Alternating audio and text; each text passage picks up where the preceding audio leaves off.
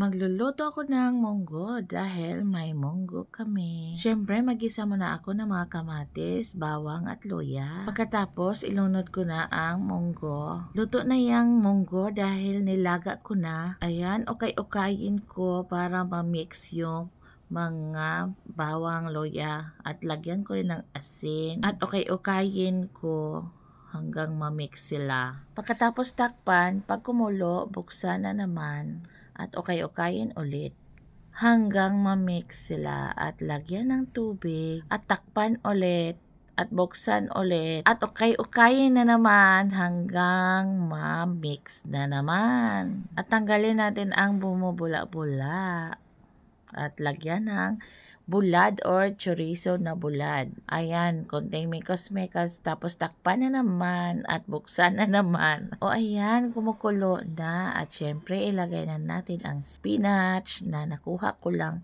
sa tabi ng aming bahay. Maraming spinach dito sa tabi-tabi ng aming bahay, guys. Tumutubo lang siya. Kaya, ayan, ang saya ko. Kaya kumuha talaga ako dahil napakasustansya nito, guys. So, ayan, tinakpan ko na. Tapos, pag kumulo, ayan, ukay-ukayan ulit. Diba? Yan, lutong-lutong na at super yummy. Kainan na naman.